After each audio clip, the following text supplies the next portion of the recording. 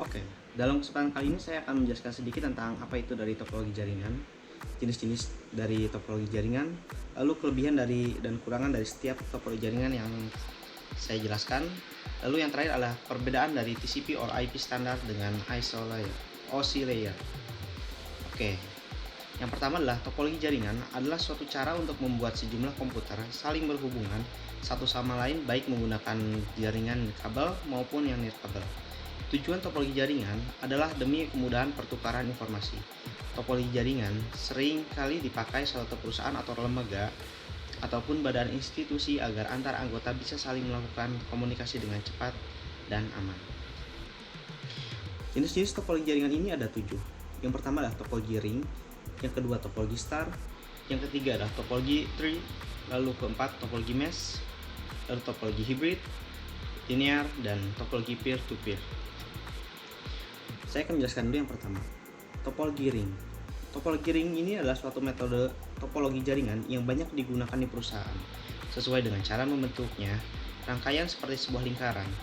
Ciri khusus dari topologi ring ini adalah menggunakan kabel tipe UTP dan patch kabel dan membentuk jaringan menyerupai lingkaran sederhana. Pergerakan datanya berjalan satu arah sehingga tidak ada kemungkinan untuk bertabrakan. Topologi star.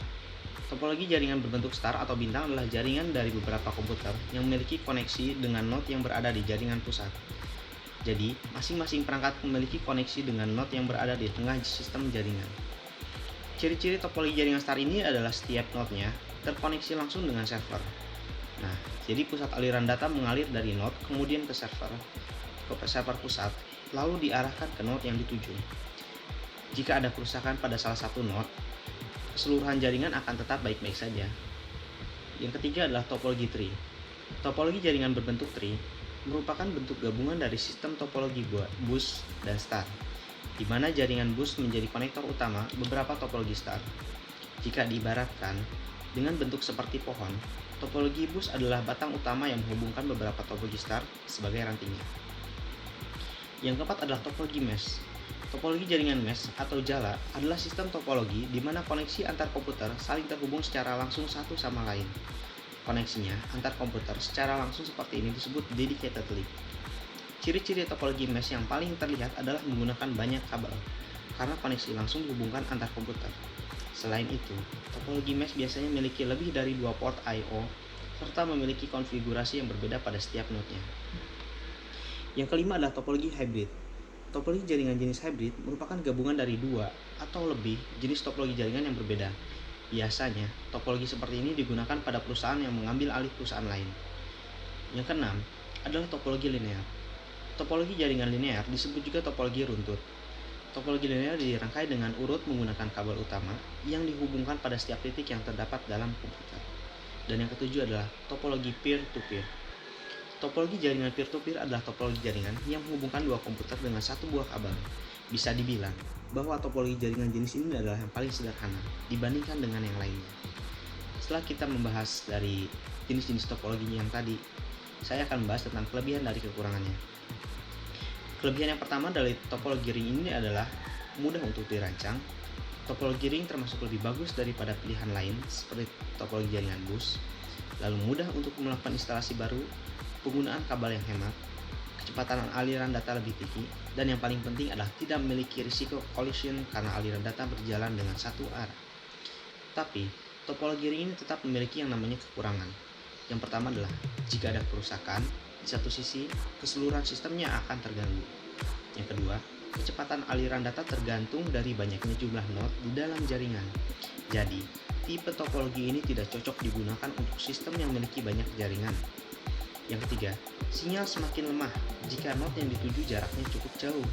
Dan yang terakhir adalah proses untuk menambah atau mengurangi perangkat jaringan memengaruhi keseluruhan dari sistemnya.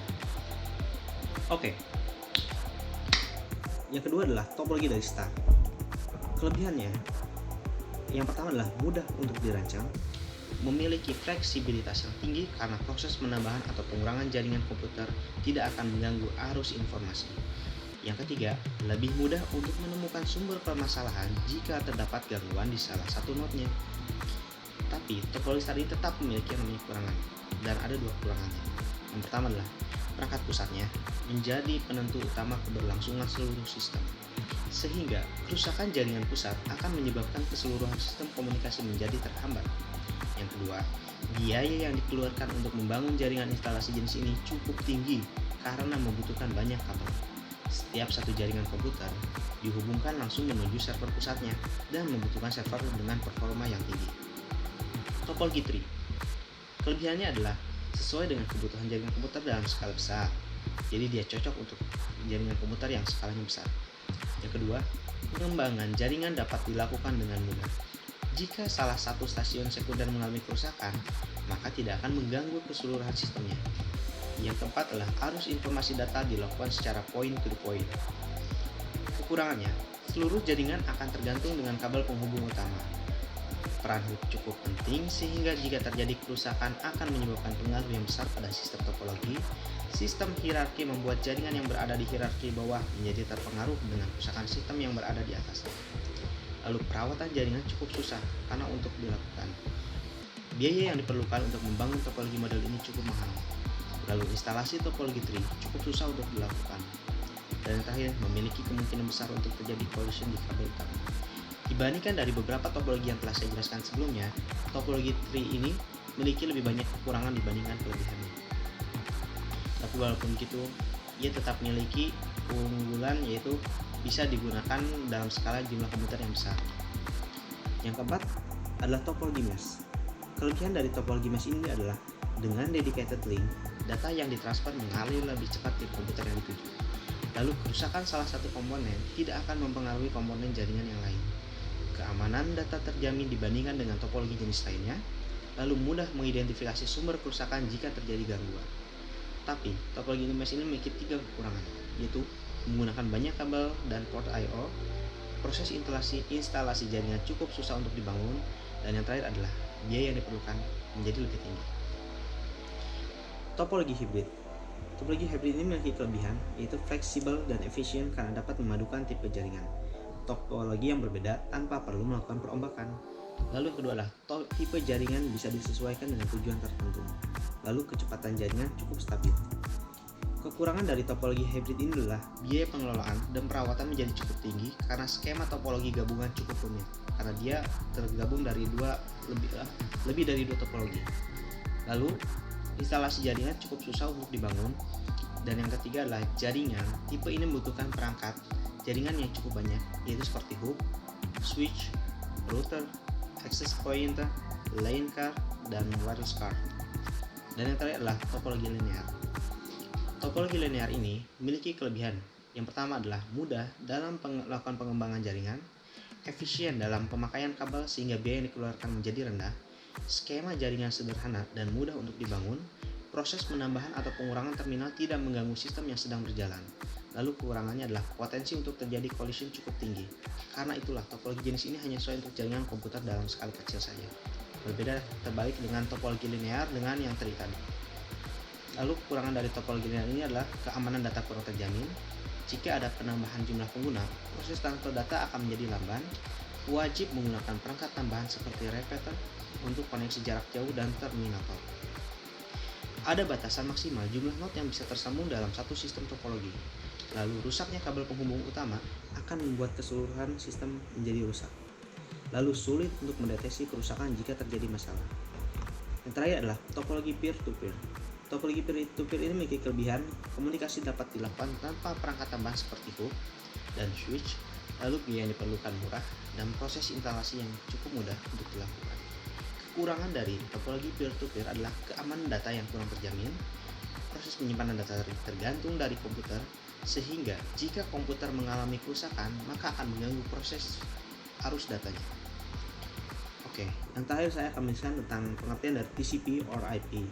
Nah, TCP or IP ini adalah suatu standar komunikasi yang dapat digunakan untuk bertukar data antar komputer oleh suatu komunitas yang tergabung melalui jaringan internet.